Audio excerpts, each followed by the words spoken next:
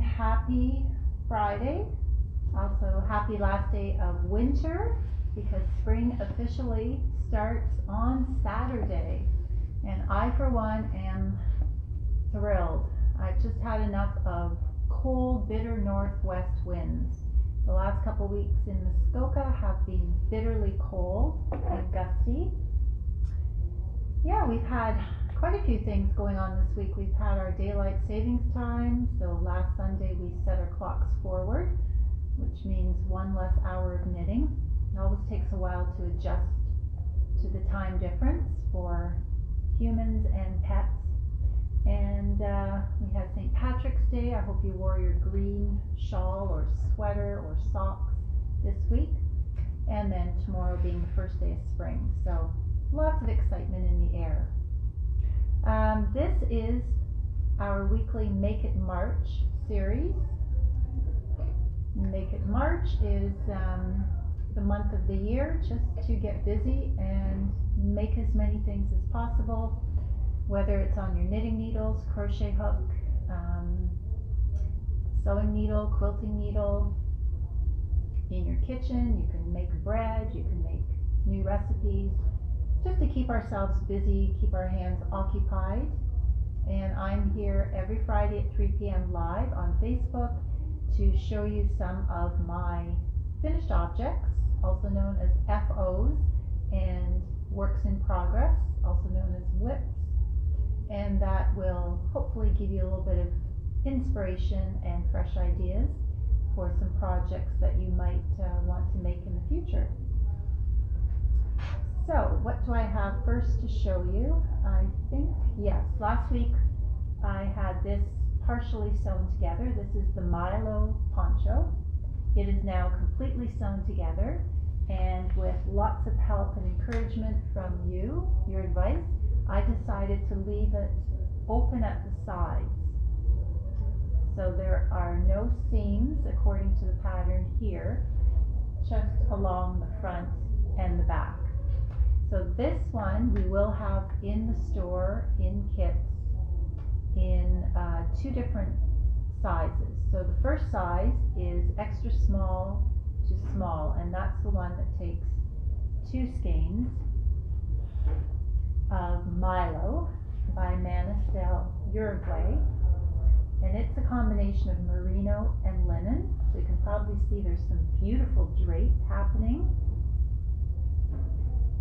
with that nice rustic linen blend, but you're also getting a bit of warmth from the merino and the structure too, which is needed. So 2 skeins, 100 grams, will make the size that I've knit, and then the next size up. 3 skeins will do medium, large, extra large. So we have 65% merino wool, 35% linen, 380 yards per 100 grams, and generally this yarn is what we call sport weight. So that would be knit on a 3.5 millimeter to a 3.75 millimeter. But for this project, the pattern requires a 4.5 millimeter. So that gives it better yardage overall and a lighter, lacier feel, which is perfect for spring and summer. I kind of have a feeling that we'll be seeing lots of ponchos this year and just different style cover-ups, because we've all gotten used to loose, comfortable clothing over the past year, being at home more, so we're not really ready to get back into structured, tight-fitting clothing. Hi, Colleen. Colleen's garden is sprouting. Oh my gosh, where are you located, Colleen? That would be my absolute thrill to see something growing in the garden right now. Hi, Lorraine. Do you recognize anything up here, Lorraine? Yes, so Milo Poncho. I'm going to take it off the mannequin so you can see a bit more of the construction, and then I'll show you the colors. And yeah, so there is a finished object here.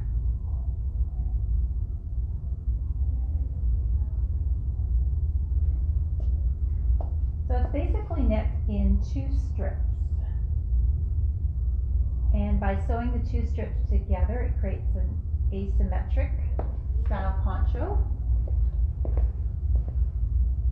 There you can see a close-up of the two pattern stitches, which work in tandem, side by side, as you go along one strip. I would say it is intermediate level. As long as you're comfortable doing yarn over stitches, and this is just basically a rib pattern, but it does have a section where you have to wrap the yarn around. Not quite like a cable, a little bit different. And then I have seamed one seam down the front and the matching seam down the back.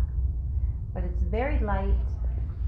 Some sections are a little bit see-through, so you have built-in air conditioning. And the neck does not require any ribbing or finishing. It just curls under naturally. Yeah, so I was quite happy with the way it turned out.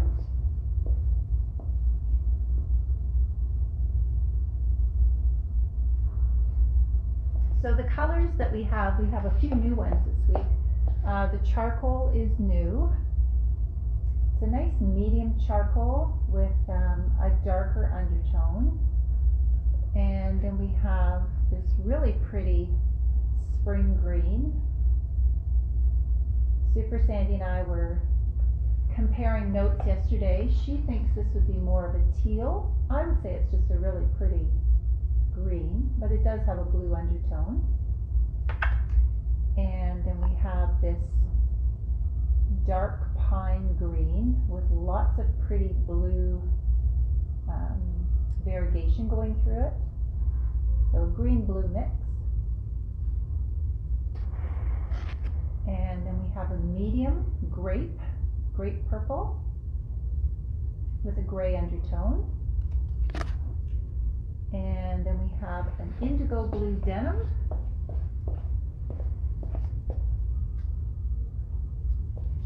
And that has really interesting color play as well in it. So when you're seeing the lighter whiskers, that's the linen, the raw linen that's spun with the merino. This one even has a little bit of royal blue going through it. And then there is one more color besides the sample color, which is magenta. This one is a medium blush rose.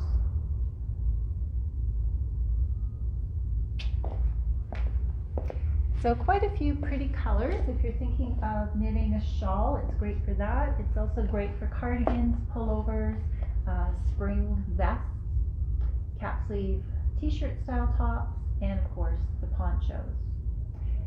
And oh yes, another finished object.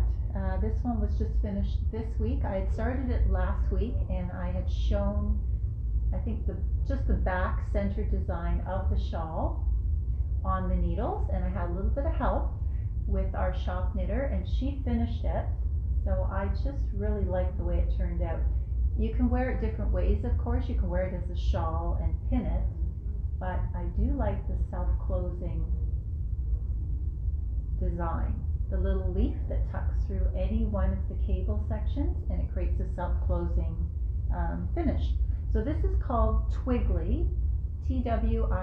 I'll post the links in the comments below to this pattern, which is also available in Ravelry. And it required 2 skeins of earth monochrome fingering. We just got into new colors this week. So from the 2 skeins, there was about a 1/4 skein left. So very good yardage for this project. And I'll take it off the mannequin so you can see the full effect. We have 2, 4, 6, 8, 9, I think we've got 10, well, probably 11 or 12 colors to choose from. And it is a semi-solid, so you get that really interesting play of color. The tones will change from light to medium to dark within 1 skein. And each skein has, 100 grams, that's important to note. Each skein has 435 yards, excellent, and it is hand-dyed Superwash Extra Fine Merino. One of our favorites to work with for shawls, cardigans, t-shirt style tops, scarves. Not so good for socks because it doesn't have the nylon content. So that is Twiggly. Oh, we've got lots of followers now. So Colleen is in Trenton, Ontario. Yes, that's much milder. This weekend in Muskoka, we have been promised to reach about 15 degrees on Sunday. I'm not holding my breath, but it may happen. Hi, Debbie. Judy, hi. Judy still has a fair amount of snow. You're further north than us, and yes, I think we've probably got at least a foot of snow. And hi, Sandy. And Judy loves the pink Twiggly. Yeah, so I'll take it off the mannequin. You can see a little bit more of the design elements, which are so interesting. So this one I've wrapped around twice. Very versatile. You can wear it in different formats. So this is the back of the shawl. And if you remember last week, I was knitting the diamond first, and every row in the diamond, it's almost like doing a dishcloth if you're familiar with that concept. Every row of the diamond, you would turn and start with a yarn over. So those yarn overs create built-in stitches. So when you finish at the tip of the diamond, all you're doing is lifting those yarn overs onto your circular needle and knitting into them. So that gives you the full round of stitches. And then you work another 2 inches or so in the round. So you keep going around the diamond, and you're creating the eyelet rows, the purl ridges, the knit rounds, and more eyelets. Then when you get to this point, you will work one tail on its own with the built-in cables that are totally reversible. There's no right side or wrong side. And you're decreasing to the very tip. And isn't that a gorgeous little tip of a leaf?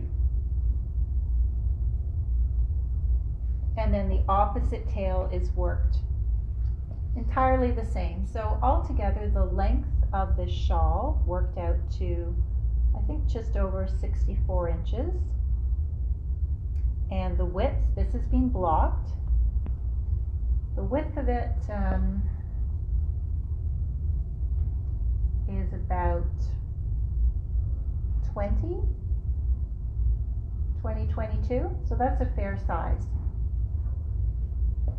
So to do up the little self-closing branches on the leaf, you can see every time there's a cable twist here, here, here. There is a natural little gap that comes when we twist our stitches across. So that is where you insert one tip through. See if I can do this. There we go. So you're not actually doing buttonholes, casting off, or anything fancy. You're just doing your regular cables, and the self-closing sections happen on their own. Quite innovative.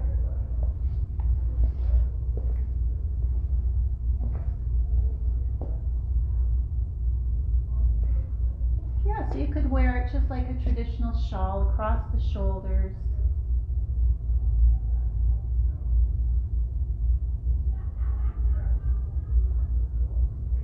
And if you want to put a pin on it, I have a few new ones that have come in that pick up the colors beautifully. These are hand wired, made locally in Bracebridge. So this one has medium rose and soft pink. And this would work well in the paler rose.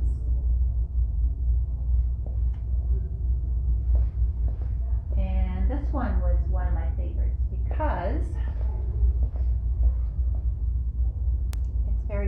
cheerful.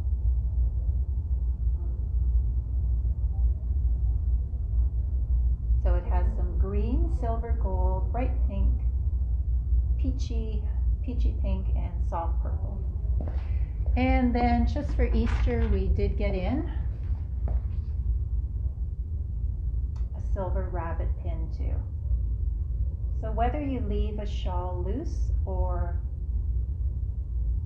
in the self-closing format, you can always put the pin on the side, just as an accent.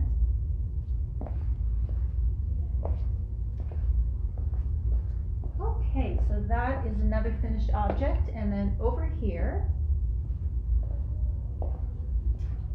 one of our lovely knitters, Lorraine, has finished her first rosebud cardigan, and she just dropped it off this week for me to do a little extra finishing on the ends and sew the buttons on. Didn't she do an awesome job? She started it maybe last weekend and had it done maybe in a couple of days. She's watching right now, so maybe she can tell us how long it took to knit.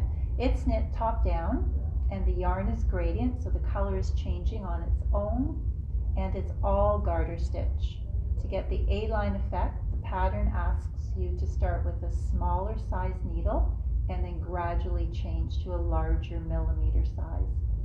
And then at the bottom, you're just simply increasing, it creates a ruffle, and then you're casting off. So this is a free pattern on Ravelry, and I'll put the link down below in the comments. The color that she chose is actually quite deceiving because there's so many color changes in it, yet the size that she knit only changed color once. So she's barely used any of her yarn cake, and if she wants, she can knit another 2 sweaters for babies. And that is a cotton blend, very light sport weight. Super cute.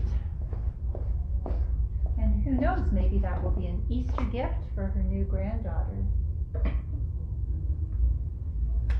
And so that is, I think, all the finished objects I have to show you. So now I can show you a new whip that I've started. Hi, Leslie. Oh yes, I was going to show you the colors for the Twiggly shawl. Leslie loves the shawl. Lorraine says it took 2 days. Yes, I sort of remembered her saying 2 days, but my memory is not the best. So that is amazing. 2 days, you're really not doing any sewing. I was just sewing in the starting end and the finishing end for her, and closing in at the underarm where it got a little bit loose just from casting on and casting off. Super cute. Hi, Deborah. Okay, so the colors that we have for Twiggly in the Earth Monochrome, we have the light to medium gray. It's a nice neutral, but maybe we're a little bit tired of neutrals after winter and we need some bright, happy color. So what about this purple? Nice royal purple. And this seems to be their brightest shade, the hot pink. That's the color we've used for the sample. And then we have that gorgeous sunshine yellow.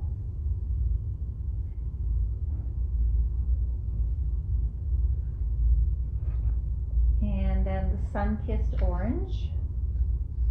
I'm seeing a lot of coral and orange in the stores, online stores in fashion, so I think we'll see more of this shade as we go towards the summer.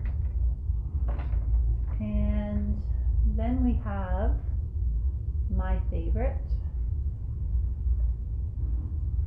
the turquoise, which reminds me of the beach in Cuba. And that really changes from a light aqua turquoise into a medium aquamarine. And then we have a new color this week, that Brilliance Kelly Green, which pairs nicely with indigo blue. Classic. And then at the end of the row, we have a nice deep teal green. And the darker gray, which goes into a midnight black. So medium gray, dark gray into midnight black. And I think I forgot one at the bottom, the cranberry. There you go. So those are all the colors available to knit Twiggly. Nice quick 2 skein project. You can certainly knit that up in a week. And this is how much yarn you'd have left over.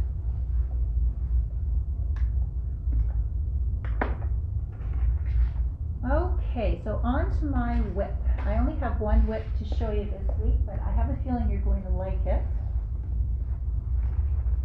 I'm staying on the same theme this month. I'm trying to knit new patterns that are asymmetric or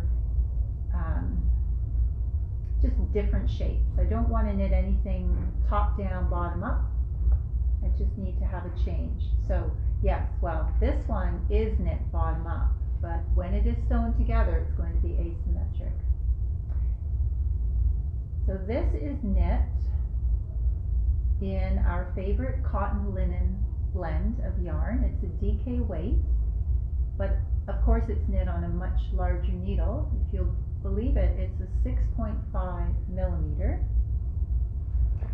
So I can show you the pattern stitch a little closer. It's a very interesting pattern stitch.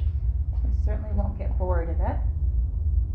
So I've cast on at the bottom just in stocking stitch for about 2 inches. And then I have a row of the jumbo eyelets.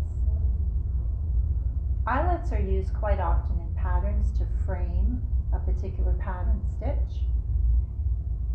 And the main pattern section here is a very interesting type of cable. It's almost like a broomstick lace cable. It's worked over 6 stitches at a time, and it's really going to open up when it's blocked. All this curling and unevenness is going to go away. If you've knit with any yarns before that have a linen content, you know what I mean. They totally relax. They have their own mind. So once you block them and soak them in Eucalan, everything will relax and even itself out. So the center panel has the broomstick lace cable, and then it's finished off with another section of eyelet lace, and then the rest of the design will be in stocking stitch. But you have no idea what it's going to look like until I show you the actual pattern. So this is called Oasis, and it is a poncho type pullover, and you can see the asymmetric shaping. So where I have started right now is on the side, and I've knit this way. So I'm just past the eyelet section. I'm going to be knitting it all in one piece. When I get to the opposite side, I just keep knitting, and I have a built-in border in garter stitch at both ends. I will have to stop at some point soon and work just on one half at a time, and that creates the opening for the neck. And when I'm done, all I do is sew up the side seam. That leaves an armhole. Just really, really different.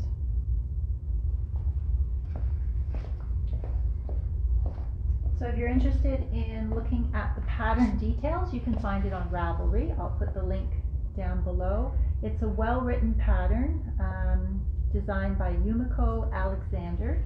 All her designs are very much the same. She uses a lot of linen, pure linen yarns. This one, however, is a mixture of linen.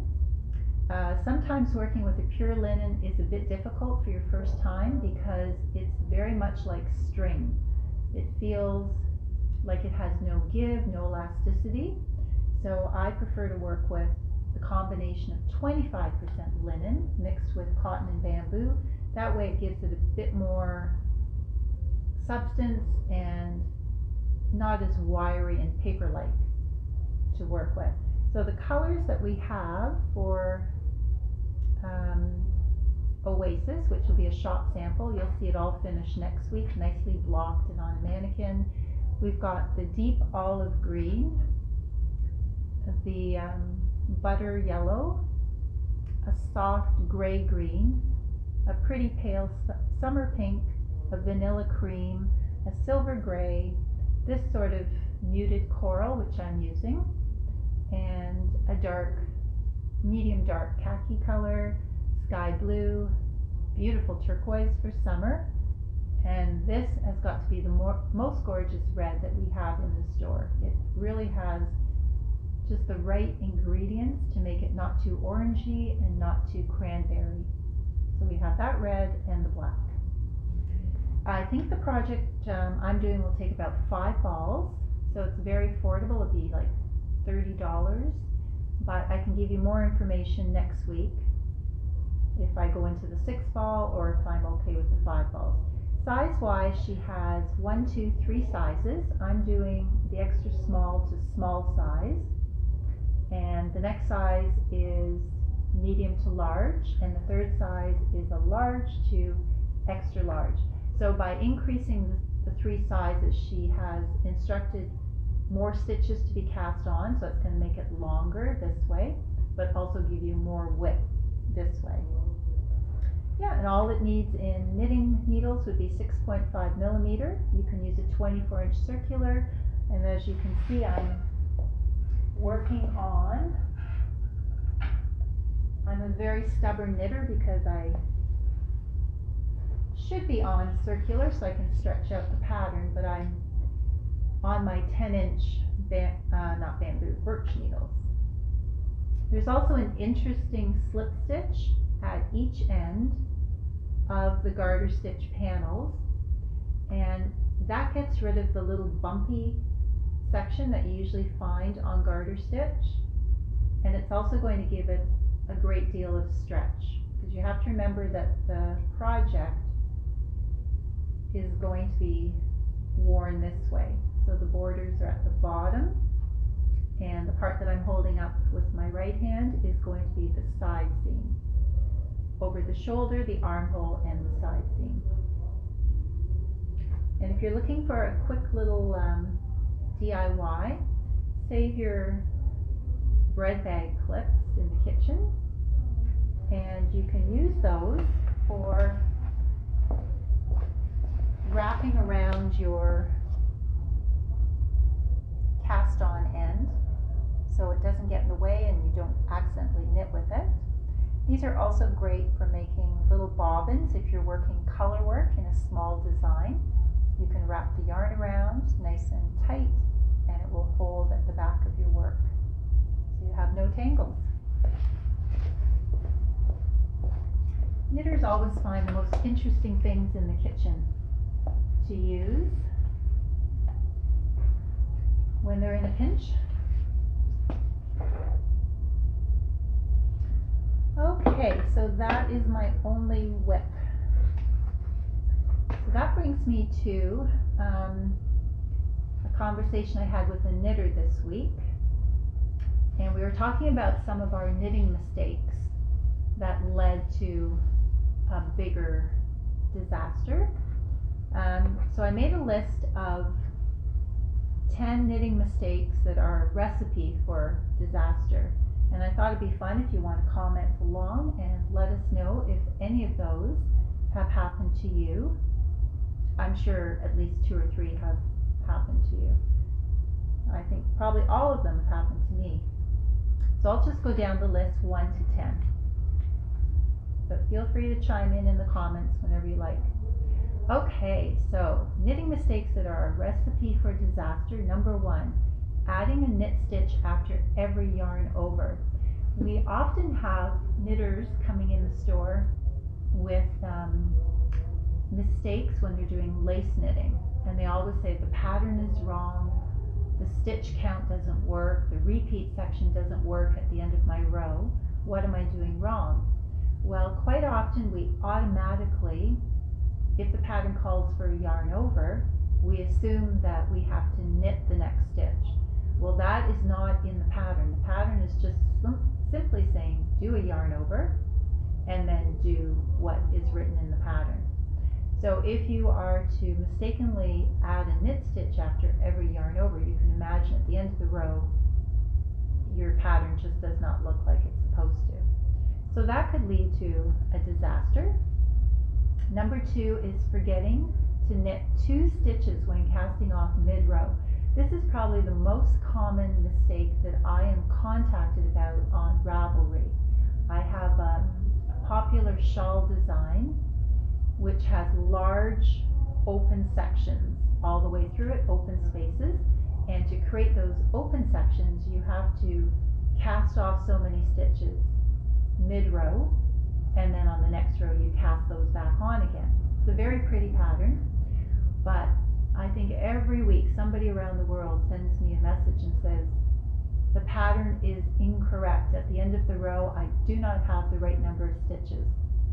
And then I reply and say, did you remember when you're casting off mid-row that you have to knit 2 stitches to start your cast off section? No, I didn't remember that. So what happens is when we cast off at the beginning of the row, we automatically just knit or work 2 stitches in the pattern and slip one over, and that begins the cast off section. But if you're casting off a neck edge in the middle of the row, or for any other reason, the pattern might say knit across 16 stitches, cast off 10. Well, if you're not familiar with that, you may assume that by casting off 10 it means slip one of the 16 stitches over the last stitch. Well, that takes away from the first 16. So you have to remember that you have to knit 2 more stitches and cast off from those 2. That way the 16 stitches are unworked, they remain in the proper sequence, and then you're continuing into the 10. So that could be a recipe for disaster, because as you know, in a shawl there's a lot of stitches to undo. And number 3, this one happens a lot too. How many of us have photocopied a chart, a knitting chart, in black and white, not realizing that there were colored highlight areas that don't show up, and then we cannot see a section that we should be able to see. I don't have a chart here to show you. Let me see. So that could be a recipe for disaster too.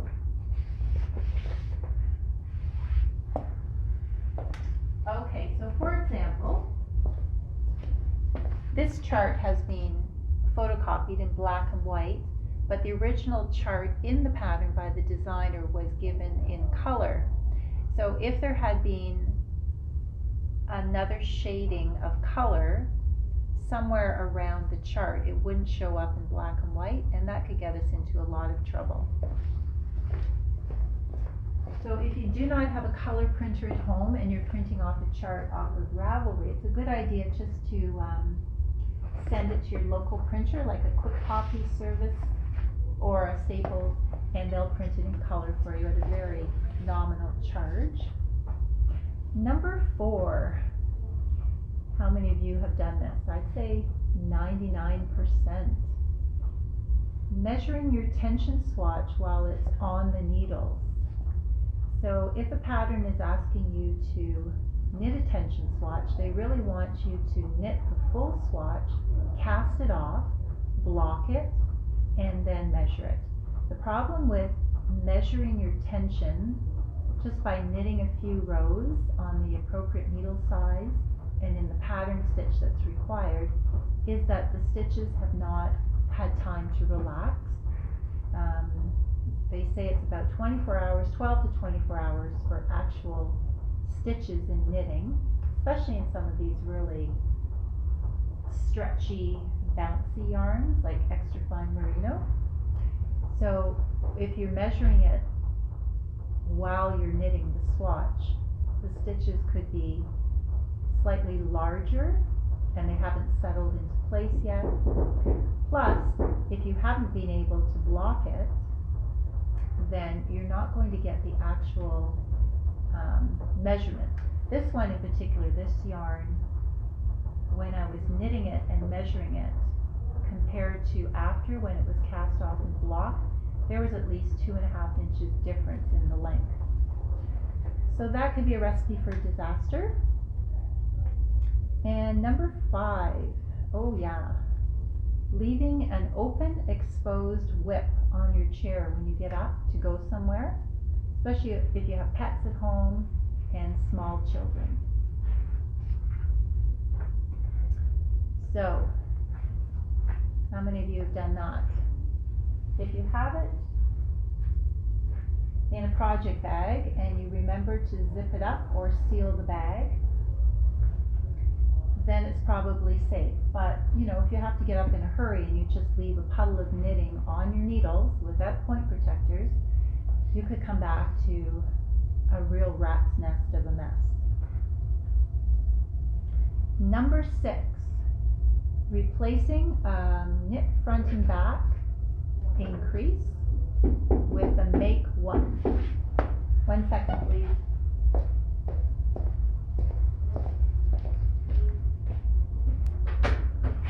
I'm doing a live video. Could you come back? Well, this is the fire alarm. It's regarding the changing. Yes. Could you give me like 5 or 10 minutes? I'm doing a live video. Okay. Okay. Do you want to come back to the back door then? Yeah, I got the Okay. perfect.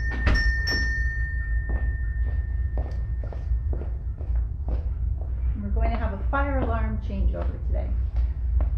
Yes, so if you're replacing an increase method with your preferred method, you have to remember that not all increases are done in the same technique. So a particular increase that is asking you to do a knit front and back is worked into the stitch. So you're knitting into the stitch one way and knitting into the back of the same stitch. So that creates one increase. But if you say, oh, I will just ignore that type of increase and I'll do my favorite, which is a make 1. Make 1 is where we pick up the horizontal bar between 2 stitches and we knit or purl according to what our pattern specifies. Well, that will throw off how often the pattern is asking you to increase across the row. So you'll get to the very end of the row and you'll run out of stitches. You won't have enough increases created. So you really have to take that into account before you start the row. If it's a knit front and back, then maybe there's a reason that you should do it that way. And if the pattern calls for a make 1 increase, then there's a reason to do it that way. Number 7. How many have not packed circular needles with their knitting project when they're going on an airplane flight? How many have tried to knit on those tiny little seats with the straight needles, 14-inch length, that's the long straight needles, not realizing that we're all squished together like sardines across the row and you just cannot maneuver your needles? So it has happened to me on occasion. I forgot to pack circular needles and it was a very uncomfortable flight because I wanted to knit, but I had somebody sleeping and using my armrest, a stranger, and on the other side there wasn't really enough room to stretch over. Oh yes, Debbie has a recipe for disaster, having a brand new puppy at home, eating half of her sweater or a quarter of it. Number 8. Yes, a fair chunk of us have done this too. Planning all your Xmas knitting projects on November 30th, thinking, oh yeah, I've got 24 days of knitting time. I can just make 5 gifts for loved ones. Well, things just never go according to plan, so you may have forgotten that there's Christmas baking to do, Christmas wrapping, Christmas events to attend, Christmas shopping. So I think after doing it 1 year, you'll probably realize, the next year and the next year after, you should start at least in September, or I know a lot of us start maybe at the beginning of October when there's a chill in the air. They think, oh yeah, this is the time I should start planning my knitting projects. So these are all the ways we learn from experience. Number 9, knitting at night with a dark color. Yes, there should always be a little warning on dark color labels, such as this one, saying please do not knit me after 9 p.m. or 10 p.m. Even if you have a really nice lighting system, it is hard to see dark navy, dark purple, dark gray, black, even a burgundy color in a pattern. I've made a few mistakes late at night, and then I end up the next day ripping out for 1 or 2 hours, so it's just a wasted effort. So I cut off my dark color knitting, I think around 7:30. Number 10, recipe for disaster, knitting with a full glass of red wine, too close for comfort. So that would be anywhere that your elbow could accidentally hit when you're doing your knitting movement. A red glass of wine is just a recipe for disaster. A cup of coffee is pretty bad, a cup of tea, but I would say most of us know from experience red wine is the worst. It does leave stains, and unless you have a dark burgundy color yarn, it's going to be hard to wash it out. So those are all my recipes for disaster for knitters. Oh yeah, so we do have 2 birthdays coming up next week, so let's wish a happy birthday to Deborah. Hi Deborah, happy birthday. I've been told that you have a birthday coming up on Monday, and I hope you have a fun day and celebrate it in your own special way. Also happy birthday to Debbie. So we got 2 D's coming up next week. Happy birthday Debbie, and I hope you have a great day too and get to do all sorts of fun things, like maybe starting a new knitting project. So the last thing I want to mention is our spring knit along. It is going to be starting in April, and the first weekend of April falls on Easter weekend. So generally our knit alongs start on a Friday, but because Good Friday is on April 2nd, we're going to start the knit along live here on Facebook on the Thursday. So that is April 1st. And it is not an April Fool's. We will really start it. And it is going to be called Dancing Dragonflies. I know a lot of you have been waiting with bated breath to see what it's going to look like. So at this point, I do have a picture to show you, a color picture.